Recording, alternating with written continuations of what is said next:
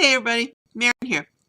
And today what we're going to do is take a deeper dive on your risk response plan. So yesterday we brainstormed everything that could possibly go wrong with whatever it was you were working on, from daily operations to a major project. And then we assessed each of those things as to, if it did happen, how much of an impact would it have on your project, and what's the likelihood of it actually happening. Those things that are very low impact and very low probability, you're not going to plan for. You're just going to take your chances on those. Those go in the accept category. You just do nothing with them. Yeah. We could have rain. It's not going to hurt anything. No major risk involved there. You're going to look at the things with medium to high impact and medium to high probability. And you've got 3 things you can do with those.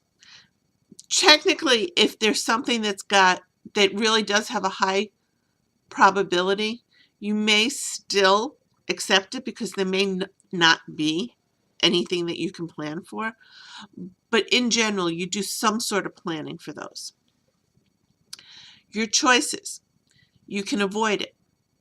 This could mean things like you were contemplating whether or not to take a trip. You decide the risk is too high and you just don't take the trip. Ergo, the risk of that going wrong has been avoided. It could be something within what you're doing. I'll take it back to Empower. You could be brand new to blogging. You may not know how to use WordPress. Empower has its own built-in grandma-proof blog system. You've avoided the risk of having to deal with WordPress. You could choose to mitigate the risk. And I'm looking at my notes over there. Yeah, I got them on screen just so I don't forget the 4 I have to go over with you, because that is a risk to come up with no words in the middle of this. And that's how I'm mitigating this risk. I have my notes right on screen. Mitigating the risk is taking some action so that if the risk happens, you're ready for it and you know what to do next.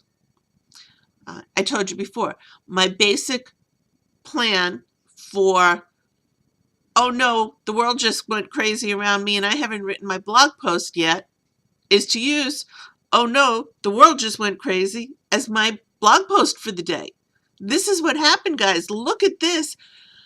I always try and pull a life lesson out of it. You know, the whole life coach self-development thing. I try to use whatever happened and turn it into some sort of life lesson or find the lesson in there. That's me. That may not be your way of dealing with it. Maybe you're going for the humor in every situation. It depends on what your niche is, how you would use something like that. Today, now see, here's where I learned from yesterday when I started coughing in the middle of it. Today I'm ready.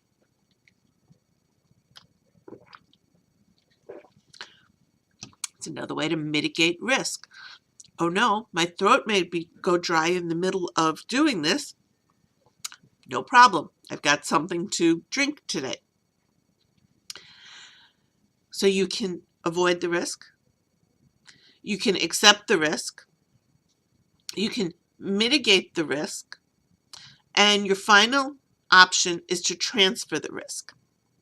Now, transfer the risk, most times when we're talking about that, it still means insurance. You're taking out insurance that if the worst happens, you've got insurance to cover it. House insurance, car insurance, that type of thing. You can get different types of business insurance that will cover a risk. For most of what you're working on in your daily, day-to-day operations, you probably won't be using the insurance one, but it's there if you need it. Another common usage of it is you outsource whatever that task is, so that you're taking the risk out of your court that you can't do this, and you're outsourcing it to somebody that can. So there you go. If you're in a nasty weather, your mitigation plan might be, I stay at home and I take the day off, and you're going to accept that as a risk. Then again, it could be just the opposite, and it could be, okay, if this happens and there's no driving ban, because it's Buffalo, guys, then I'll go to Starbucks, pull out my tablet,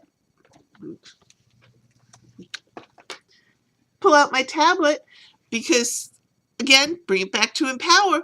We can do everything on our tablets and our phones, and I'll just work from there for the day. So you take your list, you've gone through each of the items, you know your likelihood, probability, and you know the impact.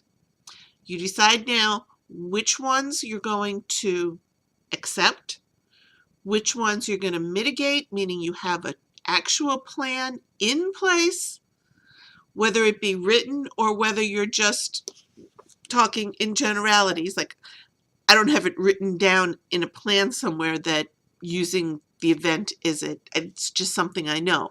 Other ones, when it's a specific goal, I write them down so that you don't panic.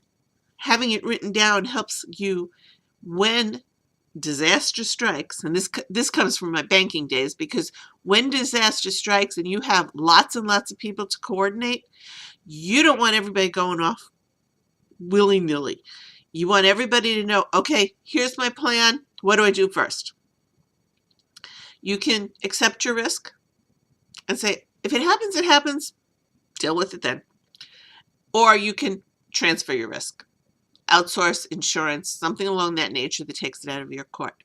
So there you have it. This one was a little longer today, going over your 4 response planning choices. Tomorrow we're going to talk about some tools that you can use to help you stay on track and help mitigate some of the risks, like loss of motivation and things along that nature. So I'll see you guys tomorrow. It's really not as complicated as it sounds when you start reading the words off. Just go through it slowly. If you run into questions, by all means, Skype me, email me, hit me up on Facebook. I'll talk about it with you. You can become a DR expert for whatever you need to. And if you're in an industry where you really need the full down and dirty on it, there are DR courses to take that will train you to the nth degree, and project management courses that will train you to the nth degree on disaster recovery and getting back up on track. So out for today. I'll see you guys tomorrow.